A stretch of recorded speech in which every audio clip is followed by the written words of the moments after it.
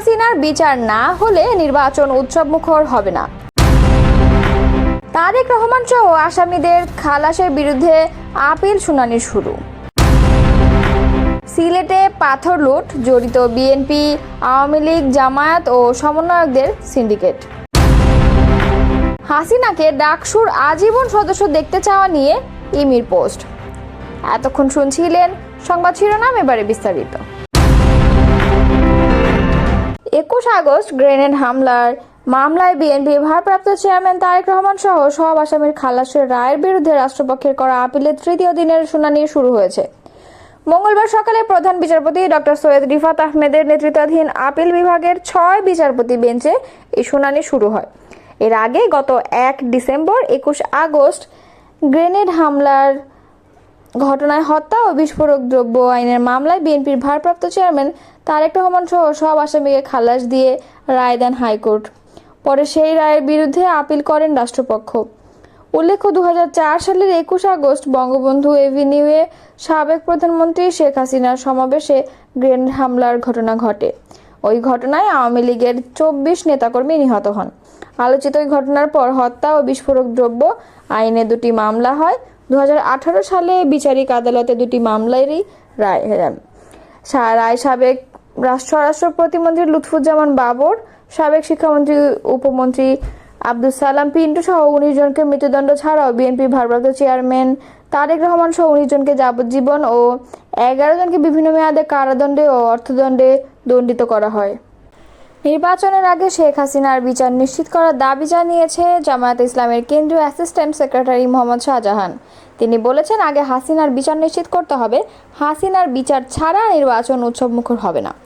সোমবার রাতে নগরীর 2 নম্বর গেটে চট্টগ্রাম কনভেনশন হলে চট্টগ্রামস্থ বান্দরবানবাসীর উদ্যোগে আয়োজিত এক মিলন মেলায় প্রধান অতিথির বক্তব্যে তিনি এসব কথা বলেছেন। এ সময় তিনি আরও বলেন, আমরা নতুন একটি বাংলাদেশ বিনির্মাণের দিকে আগাচ্ছি। ফ্যাসিবাদ থেকে মুক্তির এক বহু বছর পূর্তি হয়েছে, কিন্তু জন আকাঙ্ক্ষার প্রতিফলন হয়নি। ডক্টর ইউনূস শুরু থেকে সুন্দর বাংলাদেশ গড়ার চেষ্টা করেছেন। ইতিমধ্যে তিনি নির্বাচনের রোডম্যাপ ঘোষণা করেছেন। তিনি বলেন, যখনই নির্বাচন অনুষ্ঠিত হোক, জামায়াত ইসলামী সবসময় প্রস্তুত। দেশের নাগরিকদের চাহিদা পূরণ করতে হলে পিআর পদ্ধতিতে নির্বাচন দিতে হবে। জুলাই সনদের আইনি ভিত্তি দেয়া নিয়ে ধোঁয়াশা সৃষ্টি হয়েছে। নির্বাচনের আগে সনদকে আইনি কাঠামোতে আনতে হবে। মোহাম্মদ শাহজাহান বলেন, দেশের 70% মানুষ ও অধিকাংশ রাজনৈতিক দল পিআর পদ্ধতি নির্বাচন চায়। এদেশে অবশ্যই পিআর পদ্ধতিতে নির্বাচন দিতে হবে। এতে সংসদের উচ্চকক্ষ ও নিম্নকক্ষের সবার প্রতিনিধিত্ব নিশ্চিত করতে হবে। জামায়াতের এই নেতা বলেন, এবারে নির্বাচন অতীতের যে কোনো নির্বাচনের চেয়ে গুরুত্বপূর্ণ। জুলাই বিপ্লবে 107 জন শিশু জীবন দিয়েছে, যা দেশের ইতিহাসে অভূতপূর্ব। প্রায় 2000 শহীদ ও অসংখ্য আহত গাজীর ত্যাগের কারণে আমরা নতুন বাংলাদেশ পেয়েছি। তিনি কর্মীদের উদ্দেশ্যে বলেন, টার্গেট ভিত্তিক কাজ করতে হবে। নিজ নিজ কেন্দ্রের ভোটার সংখ্যা ও তথ্য মুখস্থ রাখতে হবে। মহিলা সমাবেশ, যুব সমাবেশ, উঠান বৈঠক শতভাগ নিশ্চিত করতে হবে। শহর থেকে গ্রামে গিয়ে পরিকল্পিতভাবে কাজ করতে হবে। ভোটারদের নার্সিং করতে হবে। অমুসলিম ভাই বোনদের মাঝে গুরুত্ব দিয়ে কাজ করতে হবে। হাউস ক্যাম্পেইনের মাধ্যমে দাঁড়িপাল্লায় দাওয়াত পৌঁছে দিতে হবে।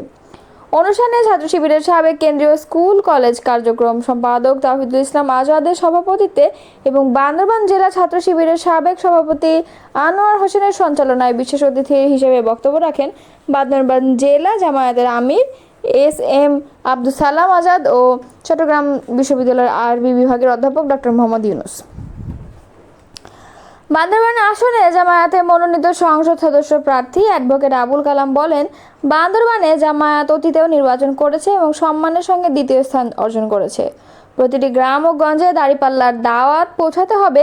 বান্দরবানকে সন্ত্রাসমুক্ত, দারিদ্র্যমুক্ত ও শান্তিপ্রিয় জেলা হিসেবে গড়ে তুলতে হবে। জেলা পরিষদের দায়িত্ব পালনকালে আমি কখনোই বৈষম্য করিনি। অনুষ্ঠানে আরও বক্তব্য রাখেন শ্রমিক কল্যাণ ফেডারেশন চট্টগ্রাম দক্ষিণ জেলার সহসভাপতি ও নাইখাংছড়ি উপজেলা চেয়ারম্যান পদপ্রার্থী মাওলানা রফিক বশরী, নাইখাংছড়ি উপজেলা জামায়াতের আমির মাওলানা ওমর ফারুক সিরাজি এবং ছাত্র শিবির মহানগর দক্ষিণের সাবেক সেক্রেটারি আবদুল্লাহ আল মামুন, চট্টগ্রাম বারের আইনজীবী অ্যাডভোকেট ইব্রাহিম মুজাহিদ প্রমুখ। সিলেটের শাহ আরিফিন টিলা 137 একর জায়গা জুড়ে রয়েছে এই টিলা। আর এর বর্তমান অবস্থা হলো জায়গায় জায়গায় গর্ত। এটি যে টিলা তা বোঝার কোনো উপায়ও নেই। তাজ্জব করার মতো বিষয়, 1995 সালে আইন হওয়ার পরও 1999 সালে এই টিলা সরকারিভাবে ইজারা দেওয়া হয়। এরপর থেকে শুরু হয় টিলা কেটে পাথর বের করা। এরপর মামলা মোকদ্দমায় বন্ধ থাকার পর 24-এর 5 আগস্টের পর দেদারসে বের করা হয়েছে পাথর। 1 বছর এই টিলা এখন আর টিলা নেই, এরকম একটি ধ্বংসস্তূপে পরিণত হয়েছে। গত বছর আগস্টের প্রথম সপ্তাহে প্রায় 50 ফুট উঁচু এই টিলায় ঠায় দাঁড়িয়েছিল 700 বছরের ঐতিহাসিক শাহ আরিফিন টিলা মাজার। মাত্র 4 মাসে এখন তা নিশ্চিহ্ন হয়ে গেছে। শুধু এই টিলা থেকেই লুট হয়েছে শত কোটি টাকার পাথর। কারা করেছে এই কাজ, এমন প্রশ্নের অনুসন্ধানে যমুনা টেলিভিশন। অনুসন্ধানে জানা যায়, ধ্বংসযজ্ঞের পেছনে রয়েছে 20 জনের একটি সিন্ডিকেট। এই লুটপাট হয়েছে বিএনপি, জামায়াত ও আওয়ামী লীগের নেতাকর্মীর সম্মিলিত অংশগ্রহণে। 5 আগস্টের পর অন্যতম হোতা উপজেলা যুবদলের যুগ্ম আহ্বায়ক বাবুল আহমেদ বাবুল, ইসলামপুর ইউনিয়ন বিএনপির সাধারণ সম্পাদক সেবুল আহমদ, 9 নং ওয়ার্ড বিএনপির সভাপতি ইসমাইল মিয়া, উপজেলা আওয়ামী লীগের ধর্ম বিষয়ক সম্পাদক হুশিয়ার আলী, ওয়ার্ড যুবলীগ সভাপতি ফয়জুর রহমান, জালিয়ারপাড় গ্রামের আব্দুর রশিদ, মাজারের সাবেক খাদেমের ছেলে মনির হোসেন, জামায়াত কর্মী ইয়াকুব আলী। যুবদলের বাবুল একসময় চেয়ারম্যান নির্বাচনে প্রার্থী হয়েছিলেন। তারপর থেকেই এলাকায় পরিচিত বাবুল চেয়ারম্যান নামে। শাহ আরিফিন টিলা থেকে পাথর লুটের অভিযোগ অস্বীকার করেন তিনি। পাথর তুলে নয়, তা পরিবহন করে ক্রাশার মিলে পৌঁছে দেন ইউনিয়ন জামায়াতের কর্মী ইয়াকুব আলী। তিনি বলেন, গাড়ি থেকে পাথর কিনে মিলে বিক্রি করেন তিনি। এতে ঘনফুট প্রতি 1-2 টাকা লাভ হয় বলে জানান তিনি। তবে আওয়ামী লীগের যারা পাথর লুটের সাথে জড়িত ছিল তারা এখন পলাতক। ক্ষমতায় থাকতে টিলা থেকে পাথর তোলায় তারাই ছিলেন সবচেয়ে এগিয়ে। এই লুটপাট প্রশাসন কি ঠেকাবে? পুলিশের বিরুদ্ধেই পাথরবাহী ট্রাক আর ট্রাক্টরগুলোর থেকে চাঁদাবাজির অভিযোগ রয়েছে, এমন একটি ভিডিও ফুটেজও আসে যমুনা টেলিভিশনের কাছে। এখন প্রশ্ন হলো, সাদা পাথর এলাকা থেকে 1.5 কোটি ঘনফুট পাথর কারা লুট করেছে? যারা করেছে তারা নদী পাড়ের জায়গা দখল করে ভাড়া দিতেও লুটের পাথর স্তূপ করে রাখার জন্য।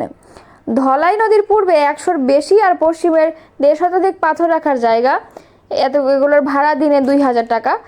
3 জন শ্রমিককে দেওয়া হতো একটি নৌকা। লুটের পর বিক্রি শেষে নৌকার মালিক 1 ভাগ, বাকি 3 ভাগ ওই 2 শ্রমিকের। যারা জমি ভাড়া নেন তারা শ্রমিকদের কাছ থেকে পাথরগুলো কিনতেন। তারা 4 ভাগের 1 ভাগ দামে এক নৌকা পাথরের দাম 8000। সেই পাথর তারা শ্রমিকদের কাছ থেকে কেনেন মাত্র 2000-এ। বাকি 6000 নদীতেই লাভ যাদের, তারাই দৈনিক তুলছেন প্রায় 1.25 কোটি টাকা করে। 5 আগস্টের পর উপজেলা বিএনপির পদ স্থগিত করা সভাপতি শাহাবুদ্দিন ছিলেন লাভের ক্ষেত্রে শীর্ষে। তারপরই যুবদল আহ্বায়ক সাজ্জাদ দুদু, এছাড়া পূর্ব বারের নেতৃত্বে জেলা যুবলীগের যুগ্ম সাধারণ সম্পাদক বাহার আহমেদ রুহুল, উপজেলা যুবদলের যুগ্ম আহ্বায়ক রজন মিয়া, সদস্য গিয়াস মিয়া। পাথর লুটের ঘটনার সামনে আসায় বিএনপি থেকে পদ হারান শাহাবুদ্দিন। বাড়িতে পাওয়া যায়নি তাকে, বাইরে পাথর স্তূপ আর পাথরের উত্তোলনের মেশিন। বাড়ি যাওয়ার খবরে শাহাবুদ্দিন নিজে যোগাযোগ করেন যমুনা টেলিভিশন প্রতিনিধির সঙ্গে। তিনি বলেন, কিছু জমি তার দখলে ছিল সত্যি, কিন্তু পাথর লুটের সঙ্গে জড়িত ছিল না। উল্টো লুট ঠেকাতে আন্দোলনও করেছেন তিনি। পাথর লুটের ইস্যু সামনে আসার পর বাহার আহমেদ রুহেলও এলাকায় নেই, তার মোবাইল নম্বরটিও বন্ধ পাওয়া যায়। লুটপাটে ছিলেন আওয়ামী লীগ নেতা কালাই রাগের দুলাল মিয়া, উপজেলা আওয়ামী লীগের সদস্য আমিনুল ইসলাম ও স্বেচ্ছাসেবক লীগ নেতা শাহাবুদ্দিন। তারা এখন পলাতক। পাথর লুটপাটের ঘটনায় সামনে আসা আরও 51 জনের নাম, যারা সবাই পাথর উত্তোলনের এই প্রক্রিয়ায় নেতৃত্ব দিয়েছেন। তালিকায় আছেন জেলা যুবদল সদস্য মোস্তাকিম আহমেদ ফরহাদ। বৈষম্য বিরোধী ছাত্র আন্দোলনের সমন্বয়ক পরিচয়ে হুমায়ুন আহমেদ সুমন আর সাব্বিরের নামও রয়েছে। ভোলাগঞ্জের খেলার মাঠে পাওয়া গেল সুমনকে। তার দাবি, অবৈধভাবে পাথর উত্তোলনের আন্দোলন করেছেন তিনি। পাথর লুটের বিষয়ে পরিবেশবাদীরা সোচ্চার ছিলেন, এসব ঠেকাতে পারেননি কেন?